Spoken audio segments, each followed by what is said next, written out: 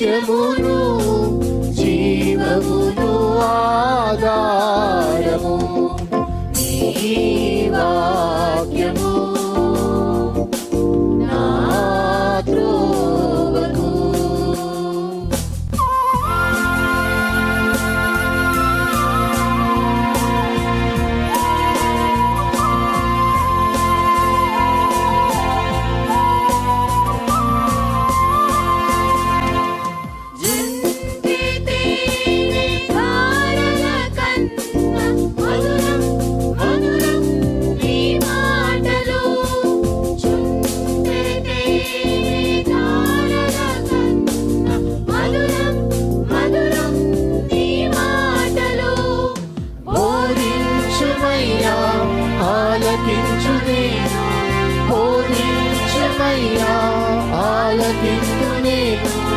అనుసరింతునయ్యా ఆత్మశక్తితో, అనుసరింతునయ్యా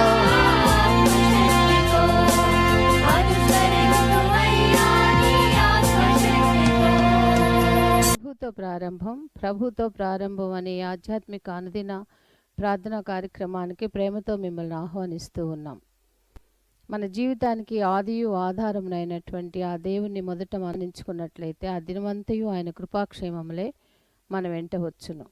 మొదట అవేకునే లేవగానే మరి నీతిసూరుడైనటువంటి ఆయనని చూద్దాం, ఆయన మనలనైన స్వరాన్ని మనం విందాం. మన జీవిత కాలం అంతయు ఆయన ఆశీర్వాదములు దీవెనలు మన మీద కుమ్మరించును.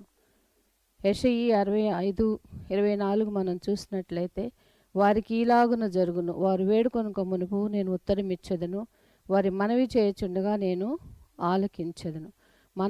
మనవి చేయుచుండగానే ఆయన మన మనవిని ఆలకిస్తున్నాడు. కాబట్టి మరి ప్రతి దినము కూడా ఈ యొక్క అనుదిన ఆధ్యాత్మిక కార్యక్రమంలో మనం పాల్గొన్నట్లయితే మన జీవిత కాలం అంతయు కూడా ఆయన మేలులను మనం పొందుకోగలము. ఆ నిత్యరాజ్యంలో వారసులుగా మనము జీవించగలం.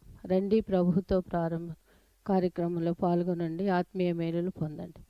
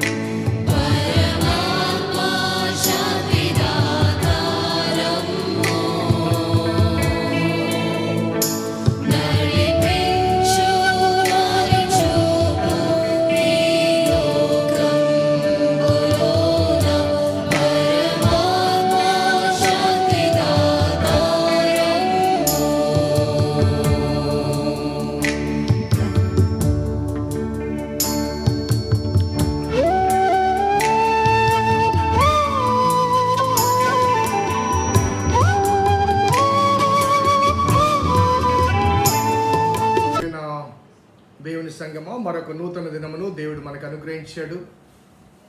ఈ ప్రభుతో ప్రారంభం అనే ఈ ఆధ్యాత్మిక కార్యక్రమాన్ని క్రమము తప్పకుండా వీక్షిస్తున్న మీకందరికీ ప్రభువైన యేసుక్రీస్తు నామమున శుభములు, స్వాగతం తెలియజేస్తున్నాను.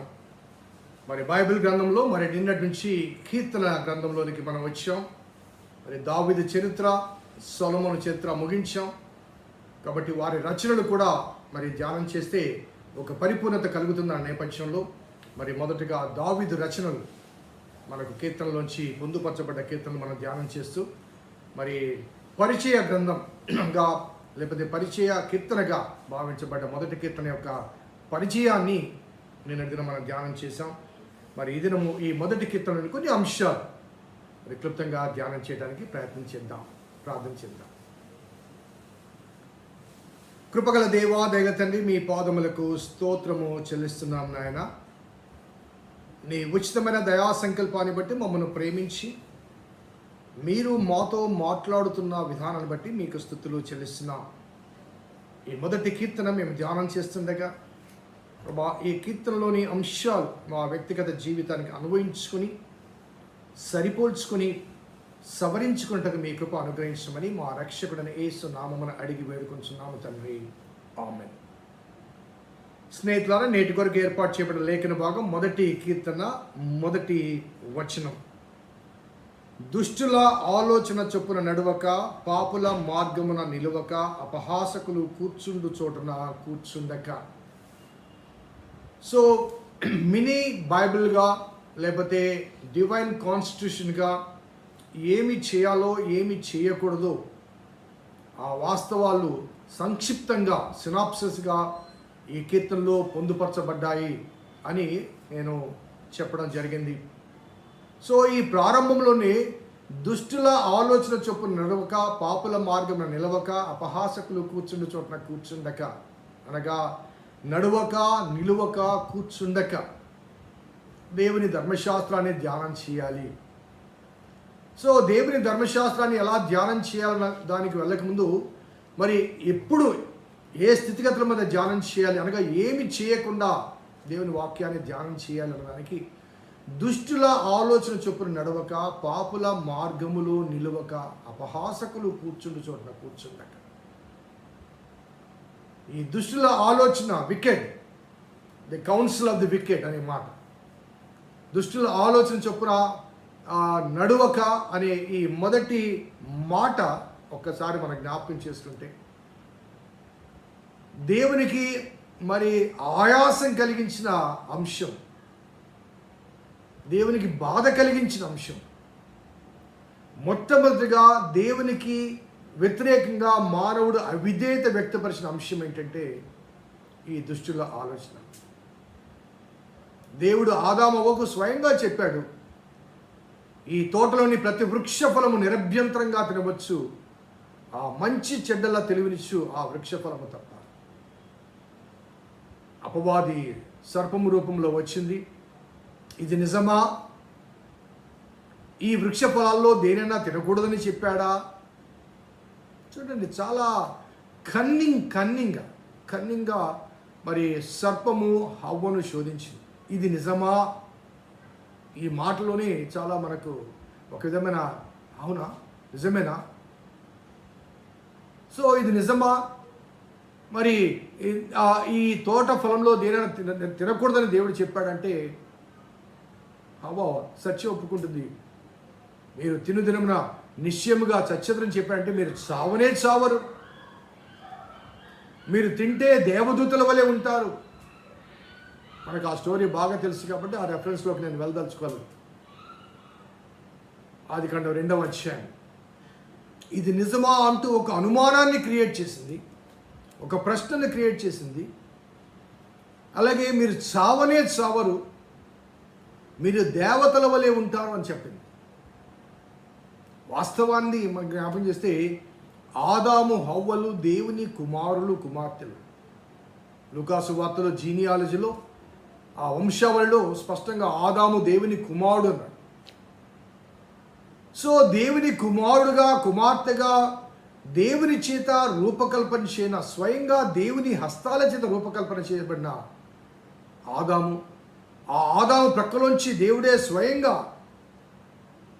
రూపకల్పన చేసిన హవ్వ దేవుని చేత, దేవుని స్వయంగా, మిగతా నోటి మాట చేత అయితే దేవుడు ఆదాము అవ్వల విషయంలో ఒక స్వయంగా తాను పూనుకొని చేశాడు.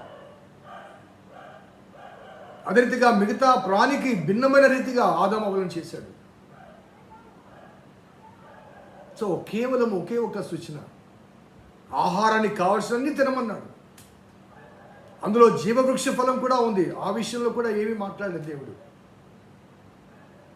కానీ నీకు హాని కలిగేది అన్నప్పుడు దేవుని కుమారుడుగా పిలువబడే ఆదాము అవ్వలు మీరు దేవతల వలె ఉంటారనగానే తినేశాడు.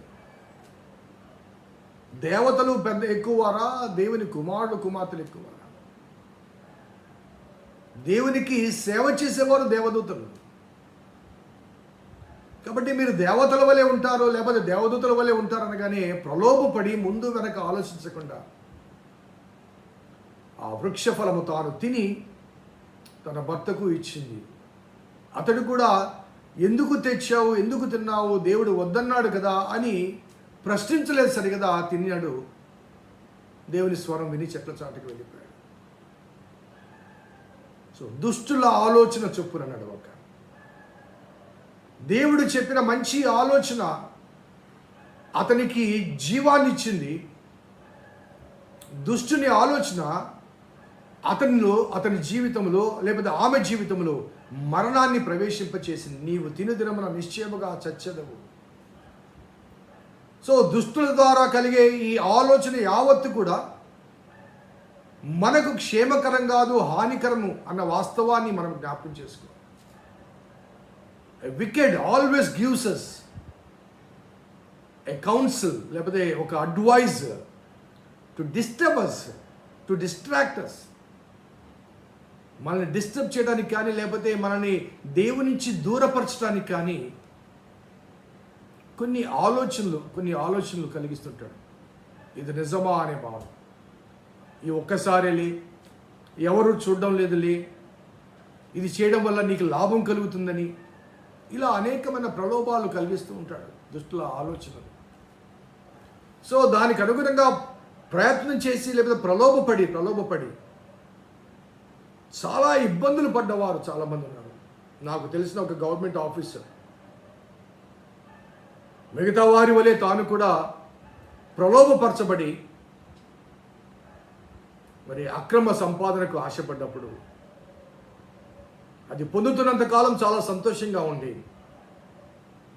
ఆ పొందుతున్నంత కాలం చాలా అభివృద్ధిలోనికి వెళ్తూ చాలా ఇది బాగుంది అనుకున్నాడు. కానీ పట్టుబడ్డప్పుడు తాను పొందింది యావత్తు కోల్పోవడమే కాకుండా తనకు వాస్తవంగా పొందవలసింది కూడా ఆగిపోయింది. న్యాయబద్ధంగా రావాల్సింది కూడా ఆగిపోయింది. ఆ సమయంలో ఆ ఆలోచన ఇచ్చిన ఆ దుష్టుడు మరలా కనిపించలేదు, కనుమరుగయ్యాడు. ఆదమవ్వల జీవితంలో ఆ సర్పము ఆ ఆలోచన కలిగించింది. మరి ఆ తర్వాత దేవుని ఉగ్రత కలిగి ఆదాము అవ్వలు మరి ఆ ఏదైనా వనం నుంచి బయటికి వెళ్ళగొట్టబడ్డప్పుడు మరలా ఆ సర్పం కనిపించిందా? సర్పం మరలా వచ్చి పర్లేదులే నేను ఇంకో మార్గం చూపిస్తానని మాట్లాడిందా? సర్పము బహిరంగంగా బాహ్యంగా వారి జీవితంలో జోక్యం చేసుకోలేదు, కానీ వారి అంతరంగములో తిష్ట వేసింది. అందుకే ఆ తదుపరి హవ్వ కనిన కుమారుడు నేను ఒక మనిషిని సంపాదించుకున్నానంది, యెహోవా దయ వలన చెప్పుకుంది. కానీ ఆ పుట్టిన ప్రథమ సంతానము హంతకుడయ్యాడు. కారణం ఏంటంటే దుష్టుల ఆలోచన చొప్పున నువ్వు ఎప్పుడైతే నడుస్తావో పాపుల మార్గంలో నువ్వు నిలిచిపోతావు. ఆ నిలవడం అనేది ఏం చేస్తుందంటే మరి అపహాసకులు కూర్చుండబెడుతుంది. మన ఎగ్జాంపుల్ కోసం ఇంకొక మాట చెప్తాను. దారిని వెళ్తున్నప్పుడు మన యవనస్తులంటే పెద్దవాళ్ళకు కూడా కొన్నిసార్లు అభ్యంతరకరమైన కొన్ని పోస్టర్స్ కనబడుతూ ఉంటాయి. అవి సినిమా పోస్టర్స్ కావచ్చు, ఇంకేమైనా కావచ్చు. కొంత శోధించే పోస్టర్స్ కనబడుతుంటాయి. కొన్నిసార్లు యాదాలాపంగా అలా చూస్తాం, కానీ మరలా చూడాలనే కోరికను చూసారా? యాదాలాపంగా చూడడం తప్పు కాదు, ఎందుకంటే అక్కడ ఉంది, మనం పోతూ పోతూ చూసాం. కానీ మరలా చూడాలనే కోరిక, ఆ కోరిక ఏం చేస్తుందంటే నిన్ను నడిపించడం మాత్రమే కాకుండా అక్కడ నిలబెడుతుంది, తర్వాత కూర్చోబెడుతుంది. పాపం ఎలా చేస్తుందంటే మొట్టమొదటిగా ఆకర్షవంతంగా ఉంటుంది, రా అంటుంది.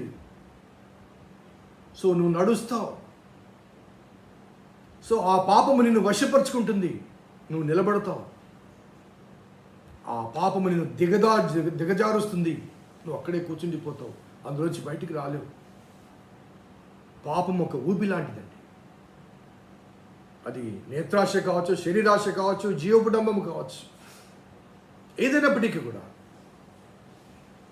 దైవిక నియమావళిలో ఈ కీర్తనల గ్రంథంలో మొదటి కీర్తనగా ఉపోద్ఘాతముగా చెప్పబడ్డ ఈ మొదటి కీర్తనలో మొదటి భావనే, మొదటి భాషే, మొదటి అంశమే దుష్టుల ఆలోచన చొప్పున నడవక, పాపుల మార్గంలో నిలవక, అపహాసకులు కూర్చుండు చోట కూర్చుండక.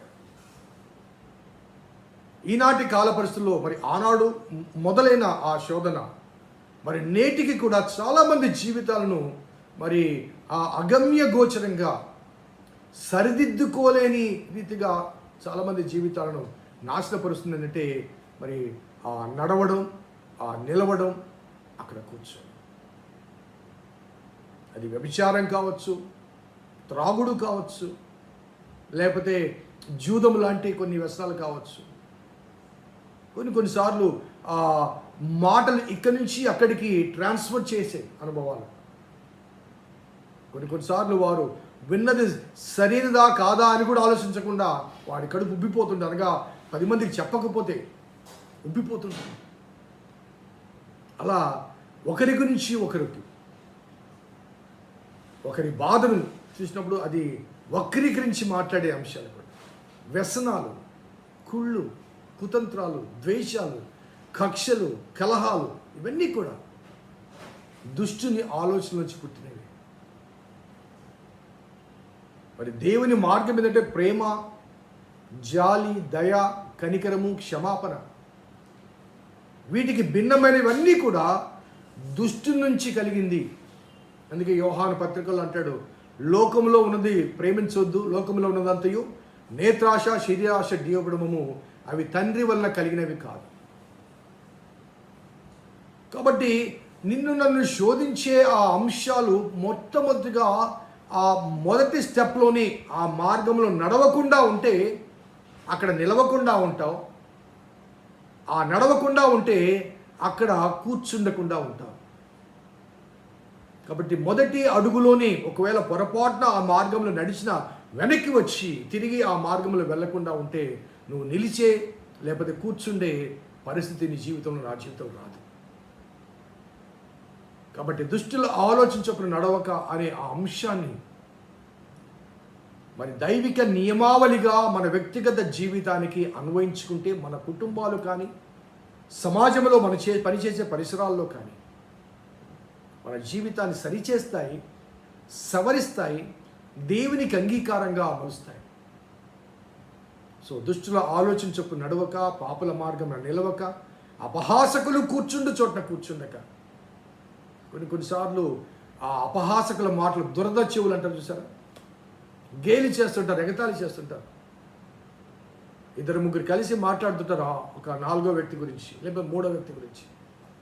అనుకోకుండా ఆ వ్యక్తి వచ్చాడు అనుకోండి, ఇమీడియట్గా మాటలు ఆపేసి ఏంటి మాట్లాడుతున్నట్టే, ఏం లేదండి అది ఇదని మాట్లాడేసి ఆ ముగ్గురులో మరొకరు పక్కకి వెళ్ళిపోగానే అతని గురించి మాట్లాడతారు.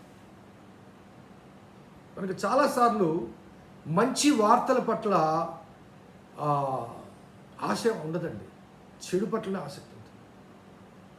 ఈ మధ్య ఒక సంఘటన కూడా చెప్పాను. దారిలో పోతున్నప్పుడు ఒక రహదారి మీద అందరూ గుంపుగా ఉంటారు, 2 వాహనాలు ఢీకొన్నట్టుగా కనబడుతూ ఉంటుంది. ఏమైంది అంటే అంతమంది జనాలు అక్కడ కూడారు కాబట్టి అక్కడ ఏదో యాక్సిడెంట్ జరిగి ఉంటుంది అన్న భావన మనకుంటుంది. సో మెల్లిమెల్లిగా ట్రాఫిక్ ఛేదించుకొని మన వాహనం నుంచి బయటకు వెళ్తున్నప్పుడు మరి ఆ వైపు చుట్టానికి కూడా కొద్దిగా భయపడతాం, ఎందుకంటే అక్కడ ఏదో జరిగి ఉంటుంది, రక్తపాతం అది ఇది అని భయపడతాం. ఈ లోపల ఆ డ్రైవర్ చూసి, అమ్మా ఏం జరగలేదమ్మా, అక్కడ ఏం లేదు, 2 వాహనాలు కొద్దిగా అట్లా రాసుకునే అంతే, ఏం జరగలేదా, ఏం జరగలేదా, ఒక రకమైన డిసప్పాయింట్మెంట్ హృదయంలో ఉంటుంది. అనగా అక్కడ గుమ్మి కూడా అంటే ఏదో జరిగి ఉండాలి. కొన్నిసార్లు పెద్ద పెద్ద భూకంపం జరిగింది, 30 మంది చనిపోయింది. 30 మంది ఉందండి అంటే ఒక 300 మంది 500 మంది 1000 మంది చనిపోతే 1000 మంది చనిపోయారంటండి, మన హృదయం సాటిస్ఫై అవుతుంది. అసలు ఎవరు చనిపోలేదు అనుకోండి, అది పెద్ద న్యూస్ కాదు, మనకి అది పెద్ద న్యూస్ కాదు. ఈనాడు వార్తాపత్రికల్లో మనకు కనిపించే న్యూస్, మీడియాలో కనబడే న్యూస్ కానీ దుర్మార్గం గురించి, దుష్టత్వం గురించి, వ్యభిచారాల గురించి, హత్యల గురించి, మానభంగాల గురించి, వాడి గురించి వీడు, వీడి గురించి వాడు, దుర్మార్గపు మాటలు, దుష్టత్వంతో కూడిన మాటలు, అవి అధికంగా వార్తల్లో వస్తున్నాయి. కానీ సువార్త పట్ల ఆసక్తి ఎవరికైనా ఉందా? వార్తల పట్ల ఉన్న ఆసక్తి, సువార్త పట్ల ఆసక్తి ఉందా? క్రైస్తవ సమాజంలో కూడా క్రీస్తు బిడ్డలుగా చెప్పబడే మరి క్రైస్తవులు కానీ, లేకపోతే దేవుని సేవకులు కానీ రాజకీయాల గురించి, వారి గురించి, వీరి గురించి ఎక్కువగా మాట్లాడతాం, కానీ దేవుని గురించి మాట్లాడడానికి ఆసక్తి చూపిస్తున్నామా? ఒకసారి హృదయ పరిశీలన చేసుకోవాలి. దుష్టుల ఆలోచన చొప్పున నడవక, పాపుల మార్గం నిలవక, అపహాసకులు కూర్చుండి చోట్ల అనగా వాటి ద్వారా కలిగే ముగింపు మన నాశనమే. ఆ తర్వాత వాక్య భాగం నేను చూపిస్తాను. But fundamentally to begin the Psalms, the book of Psalms, the first psalm speaks about what not to do, ఏమి చేయకూడదు, ఏమి చేయాలో తర్వాత రేపు మరునాడు ధ్యానం చేద్దాం. ఏమి చేయకూడదు ఒక్కసారి వ్యక్తిగతంగా మన జీవితానికి అన్వయించుకుని ఆలోచిద్దాం. వేర్ ఈజ్ మై పాత్, ఎటు నేను నడుస్తున్నాను, ఎక్కడ నేను ఉంటున్నాను, ఎక్కడ నేను కూర్చుంటున్నాను, నా జీవితాన్ని సరిపోల్చుకోవాలి, సవరించుకోవాలి, సరిదిద్దుకోవాలి. ప్రార్థించుద్దాం. కృపగల దేవా, దయగల తండ్రి, మీ పాదములకు స్తోత్రము చెల్లిస్తున్నాం నాయన. నీ ఉచితమైన దయా సంకల్పాన్ని బట్టి ప్రభా, మొదటి కీర్తనలోని మొదటి మాటను మేము ధ్యానం చేశాం. ప్రభా, స్తుతులు చెల్లిస్తూ ఈ అంశాలు ప్రభా ఒక్కొక్కటిగా మేము ధ్యానం చేస్తుండగా మా జీవితాలకు అవసరమైన, అన్వయింపుకు అవసరమైన మాటలు మీరు మాకు వినిపిస్తున్నారు. ప్రభా, స్తుతులు చెల్లిస్తూ మా నుంచి మీరు ఏమి కోరుతున్నారో ఈ కీర్తనలోంచి మీరు చెబుతున్న మాటలు శ్రద్ధగా ఆలకించి దానికి అనుగుణంగా మేము ప్రవర్తించడానికి మీ కృప దయచేయమని మా రక్షకుడైన యేసు నామమున అడిగి వేడుకొంచున్నాం తండ్రి, ఆమేన్. తండ్రి, కుమార, పరిశుద్ధాత్మ త్రియేక దేవుని దీవెన ఈ వాక్యం విన్న బిడ్డలకు, వాక్యాభిలాషులకు సదా తోడేయును గాక. ఆమేన్. God bless you. దేవుడి దీవించును గాక.